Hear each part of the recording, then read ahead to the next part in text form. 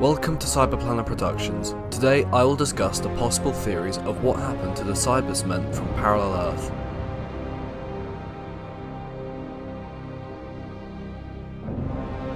As we are aware, the Cybusmen originated from Parallel Earth and were created by a man named John Lumick who founded and ran Cybus Industries. After the events of the two-part story Rise of the Cybermen and Age of Steel, with the Doctor destroying the factory in London and killing a cyber-converted Lumick, the Cybusmen would later be seen in the two-part story Army of Ghosts and Doomsday. Before the events of the two-part story, back on Parallel Earth there were many Cybermen still alive, scattered all around the world. A debate soon surrounded the Cybermen on what should happen to them, whether they should be killed or that the Cybermen were living people and that needed help. While this debate continued, the Cybermen started to scheme and make plans, with them soon infiltrating the parallel version of Torchwood. We now come to the events of the two-part story Army of Ghosts and Doomsday. In the two-part story, the cult of Skaro ripped a hole in the fabric of reality, the Breach, to escape the Time War in their void ship. The Cybermen, on the other hand, used the Breach to their advantage and forced themselves through the Breach and emerged as ghosts in our version of Earth. When the ghosts first appeared, everyone believed that they were our loved ones who had passed away. Unfortunately, the Cybermen later revealed their identity and fully invaded the world with an army of 5 million Cybermen. Following the invasion, the Daleks escaped their sphere and sent Dalek Faye out to investigate their new surroundings. And that is where the Cybermen met the Daleks.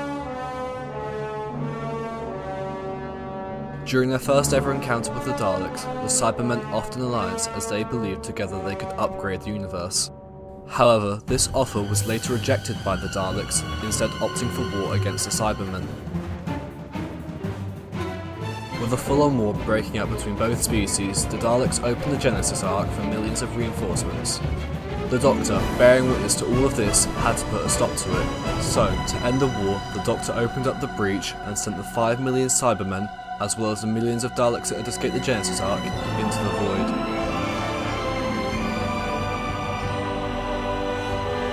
However, not all the Cybermen had been sent back through the void, with one partially converted human surviving. The human that was partially converted was Yanto Jones's girlfriend Lisa, who worked for Torchwood. Yanto had rescued her from being fully converted and hid her in secret under the new Torchwood Cardiff. Yanto tried desperately to restore her humanity, and unfortunately her cyber side took over and started a rampage through Torchwood, trying to kill the other Torchwood members. During the cyber incursion, Lisa transplanted her brain from her cyber-converted body into that of a pizza delivery woman. Nearing the end, Yanto finally confronted Lisa in her new body, with her pleading to be back with him, but unfortunately, the rest of the Torchwood team executed Lisa, and with those final shots, the Battle of Canary Wharf came to an end.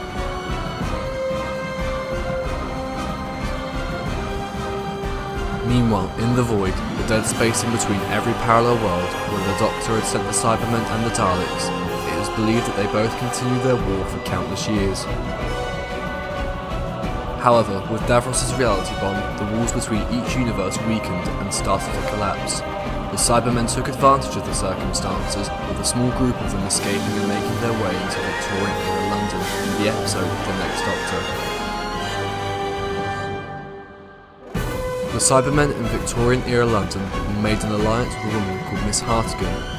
With this newly forged alliance, together they managed to create a Cyber King. A Cyber King is a Dreadnought-class ship, and within its chest lies a cyber factory that has the capacity to convert millions. Later, Miss Hartigan was forced to become the Cyber King and lead the invasion. However, with the 10th Doctor's intervention, he managed to use info stamps that broke the cyber connection between her and the Cybermen, allowing her to realise what she had become. With the connection severed, Miss Hartigan and the rest of the Cybermen blew up.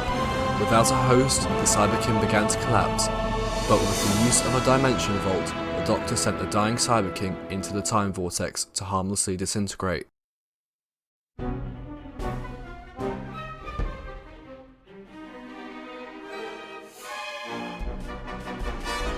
The next time we would see the Cybusmen would be a few years later in the two-part story Pandorica Opens and the Big Bang.